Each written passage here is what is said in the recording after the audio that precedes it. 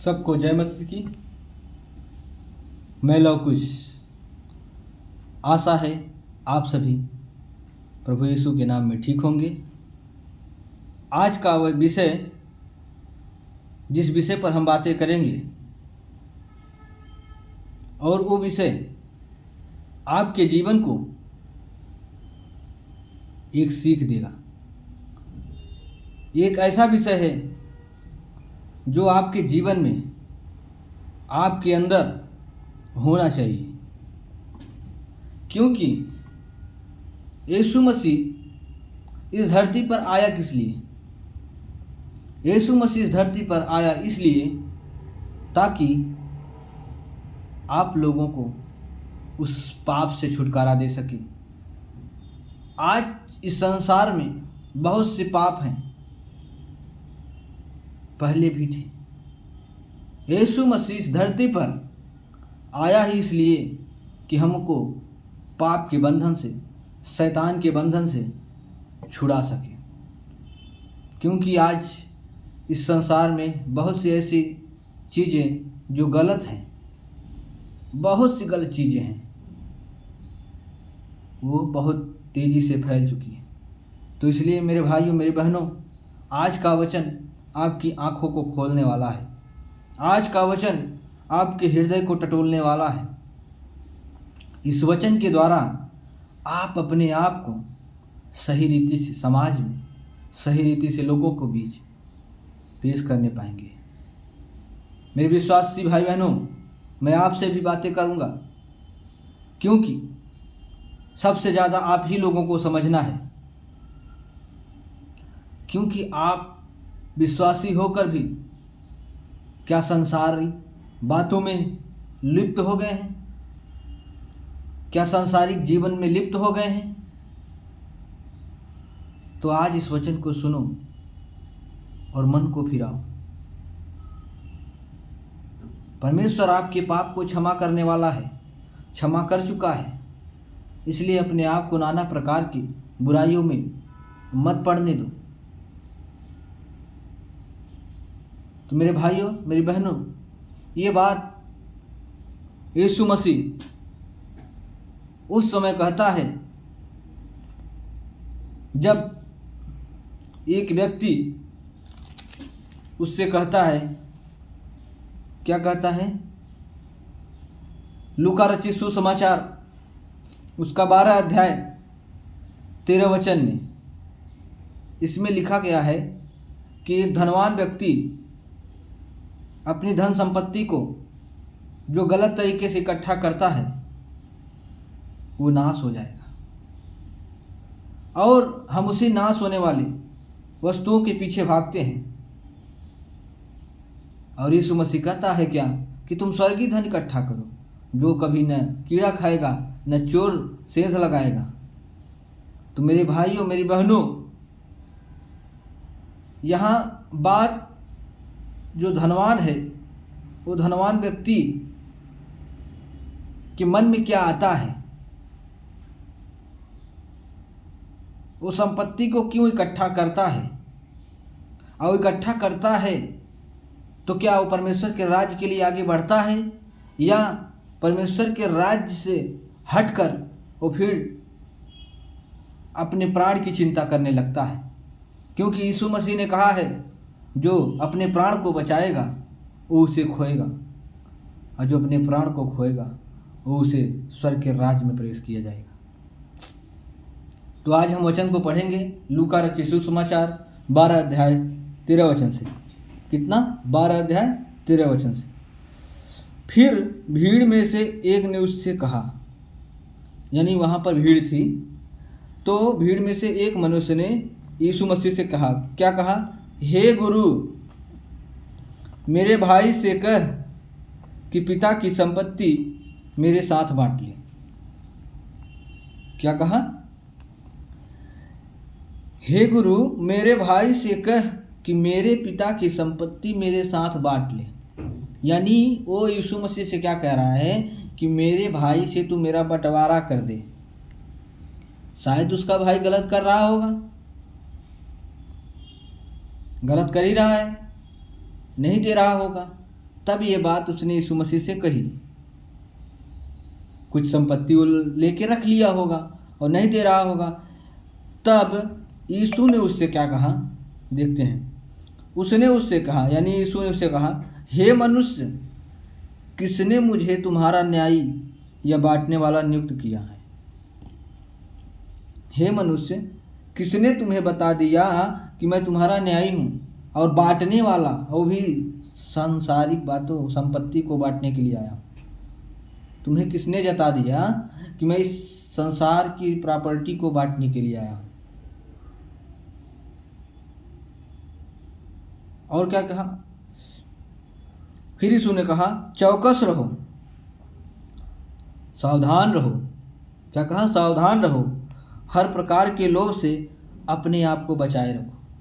तब यीशु मसीह तुरंत क्या कहता है कि मैं यहाँ धरती पर मैं आपकी संपत्ति का बंटवारा करने नहीं। यीशु मसीह कहाँ से आया था? परमेश्वर, पिता परमेश्वर के पास से। और वो क्या करने आया था? आपके जीवन को बदलने आया था। आपके पाप को अपने ऊपर लेकर वो क्रूस पर बलिदान होकर हमें हर एक पाप से छुड़ाने आया था। लेकिन उस मनुष्य ने क्या कहा? सांसारिक बातों में बताया। हाँ, क्या यीशु मसीह यहाँ पैसा बांटने आया? क्या यीशु मसीह यहाँ संपत्ति बांटने आया था? नहीं, वो अपने पिता परमेश्वर का काम करने आया था। तो आज हमको भी इस चीज़ों को ध्यान रखेंगे, आगे वचनों को हम पढ़ेंगे और समझते जाएंगे। और उसने उनसे कहा, चौकस रहो, सावधान रहो, और हर प्रकार के लोभ, लालच, हर प्रकार के लोभ से अपने आप को बचाए रखो। अब यहाँ यीशु मसीह भले ही उससे कहा, किसने जताया कि मैं बांटने के लिए आया हूँ, लेकिन वो लोगों को सावधान कर रहा था। वहाँ पर जितने चेले थे, जितने आदमी थे, वहाँ यह कहना चाहता था कि हर एक लोभ से बचो। जो भाई अपने भाई की संपत्ति खा रहा है, लालच की वजह से बचो, उसकी संपत्ति उसे वापस करो। वो ऐसा लोगों का क्या कह रहा है कि अब लोभ से बचे रहो। तुम किसी के संपत्ति का, किसी के प्रॉपर्टी का, किसी की चीज़ का लालच मत करो। जीवन, हाँ, क्या लिखा है? हर प्रकार के लोभ से अपने आप को बचाए रखो। और किसी भी प्रकार का लोभ, धन का, संपत्ति का, लड़की का, सांसारिक बातों में, इन सब चीज़ों से बचो। यीशु मसीह जब कह रहा है सावधान रहो, सचेत रहो। आगे बढ़ते हैं, चौकस रहो, क्योंकि किसी का जीवन उसकी संपत्ति की बहुतायत से नहीं होता। क्योंकि किसी का जीवन, उसके पास बहुत संपत्ति, बहुत प्रॉपर्टी है, उससे नहीं होता। उसका जीवन तब सही होता है जब वो हर एक बुराइयों से बचा रहता है, हर एक लालच से बचा रहता है, हर एक कुकर्म करने वाले कामों से बचा रहता है। तो उसके पास जो बहुतायत से संपत्ति है, उससे उसको जीवन नहीं मिलेगा। जब वो परमेश्वर के सामने अपने आप को अंगीकार किया और कहा कि प्रभु मैं पापी हूँ, मुझ पर दया कर, मैंने ये पाप किया, उसके बाद त्याग कर जो गलत काम किया था और जो लोगों को लूटा था उसको दे दिया, तब वो बहुतायत का जीवन कहाँ पाएगा? परमेश्वर के राज्य में। अगर आप ऐसे हैं तो बदलो मेरे भाइयों, मेरे बहनों, बदलो। उसके आगे तब यीशु मसीह दृष्टांत में बातें करता है। उसने उससे कहा, किसने कहा? यीशु ने एक दृष्टांत कहा। क्या कहा? किसी धनवान की भूमि पर बड़ी उपज हुई।